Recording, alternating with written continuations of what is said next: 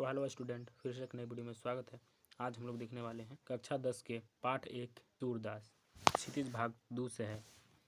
ठीक है, ये जो क्वेश्चन होने वाला है झारखंड पुलिस के लिए भी महत्वपूर्ण होने वाला है और फील्ड वर्क के लिए भी महत्वपूर्ण होने वाला है और आपका एक्साइज कांस्टेबल के लिए भी महत्वपूर्ण होने वाला है। ये क्वेश्चन टोटल 20 क्वेश्चन होंगे जो आपके एग्जाम के लिए बहुत ही महत्वपूर्ण क्वेश्चन होंगे। सूरदास का जन्म किस वर्ष माना जाता है?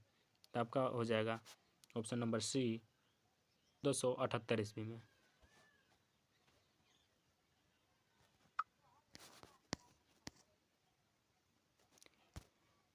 विभिन्न मान्यताओं के अनुसार सूरदास का जन्मस्थली कहाँ है? तो आपका हो जाएगा मथुरा के निकट रेणुका में और दिल्ली के सिही में, दोनों हो जाएगा। ठीक है, तो चलिए हम लोग क्वेश्चन नंबर 3 की ओर चलते हैं। क्वेश्चन नंबर 3 है, निम्न में से सूरदास के गुरु कौन थे? सूरदास के गुरु कौन थे? तो उनका गुरु थे प्रभु बल्लभाचार्य। कौन थे? प्रभु थे बल्लभाचार्य थे। ठीक है, सूरदास निम्न में से किस समूह या वर्ग के कवियों में सर्वाधिक प्रसिद्ध है? तो अष्टछाप के कवियों में सर्वाधिक प्रसिद्ध है। अष्टछाप के कवि में उन्होंने बहुत ही सर्वाधिक प्रसिद्ध है। ठीक है, क्वेश्चन नंबर हम लोग 5 की ओर चलते हैं। क्वेश्चन नंबर 5 है, सूरदास निम्न में से कौन से घाट पर रहते थे? तो सूरदास गौ घाट पर रहते थे। किस घाट पर रहते थे? गौ घाट पे रहते थे। क्वेश्चन नंबर 6 है, गौ घाट कहाँ स्थित है? क्या है? गौ घाट कहाँ स्थित है? तो मथुरा तथा वृंदावन के बीच स्थित है। ठीक है, कहाँ स्थित है? मथुरा एवं वृंदावन के बीच स्थित है। ठीक है, तो क्वेश्चन नंबर हम लोग चलते हैं 7 की ओर। तो क्वेश्चन नंबर 7 है, सूरदास किसके मंदिर में भजन कीर्तन करते थे? सूरदास किसके मंदिर में भजन कीर्तन करते थे? तो श्रीनाथ जी के मंदिर में वो भजन कीर्तन करते थे। ठीक है,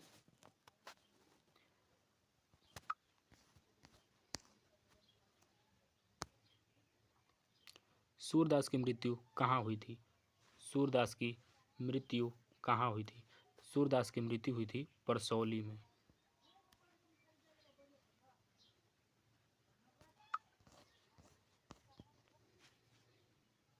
क्वेश्चन नंबर 9 है, सूरदास की मृत्यु कब हुई? तो सूरदास की मृत्यु हुई थी 1583 ईस्वी में।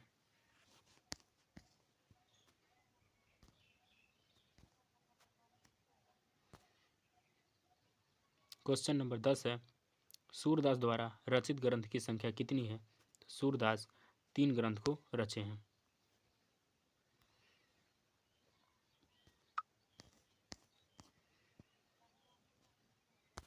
क्वेश्चन नंबर 11 है, निम्नलिखित में से सूरदास के ग्रंथ कौन से हैं? तो सूरदास के ग्रंथ हैं सूरसागर। सिर्फ ए है। ठीक है, क्या है? सिर्फ ए, सूरसागर ही है। ठीक है, चलते हैं क्वेश्चन नंबर 12 की ओर। क्वेश्चन नंबर 12 है, निम्नलिखित में से सूरदास का ग्रंथ कौन सा है? निम्नलिखित में से सूरदास का ग्रंथ कौन सा है? तो आपका आंसर हो जाएगा सूरसरावली। सूरसरावली जो है सूरदास का ग्रंथ है।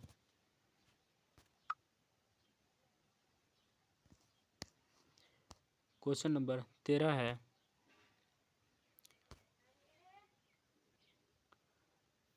निम्नलिखित में से सूरदास का कौन सा ग्रंथ है? निम्नलिखित में से सूरदास का कौन सा ग्रंथ है? तो आपका हो जाएगा साहित्य लहरी। साहित्य लहरी जो है सूरदास का ग्रंथ है। क्वेश्चन नंबर 14 है,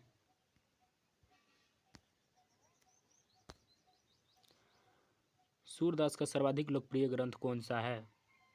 सूरदास का सर्वाधिक लोकप्रिय ग्रंथ जो है आपका है सूरसागर। कौन सा है? सूरसागर है। क्वेश्चन नंबर 15 है, सूरदास किन रसों के श्रेष्ठ कवि माने जाते हैं? तो श्रृंगार रस और वत्सल्य रस को माने जाते हैं। क्वेश्चन नंबर 16 है, सूरदास की रचनाओं में किसकी सर्वाधिक चित्रण मिलता है?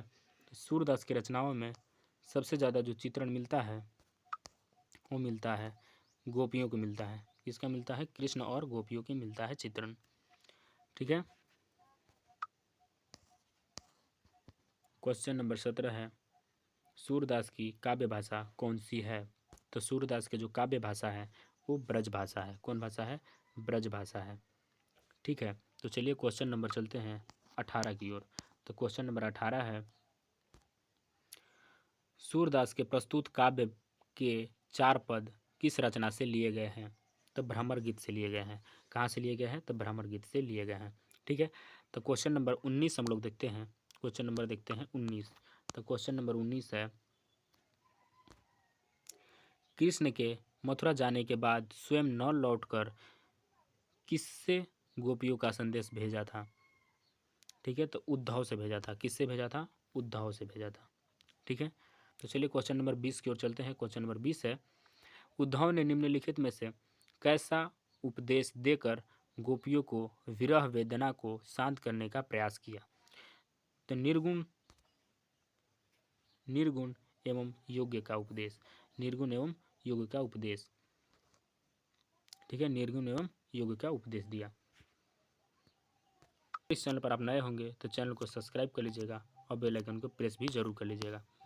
ये हमारा चैनल है, इस चैनल को आप लोग बिल्कुल सब्सक्राइब कीजिएगा और बेल आइकन भी प्रेस कर लीजिएगा, क्योंकि इसी तरह के वीडियो इस चैनल पर मिलेंगे आपको। ठीक है। और भी अगर इसका पार्ट 2 चाहिए तो पार्ट 2 भी लाऊंगा। ठीक है। अगर इसका PDF चाहिए तो PDF के लिए भी बोलिएगा, आप लोग कमेंट कीजिएगा, PDF भी आप लोग को प्रोवाइड हो जाएगा। किसी न किसी तरह से PDF भी प्रोवाइड कर देंगे कमेंट बॉक्स में। ठीक है। तो चलिए आज के लिए इतना ही। आज का सेशन यही तक था।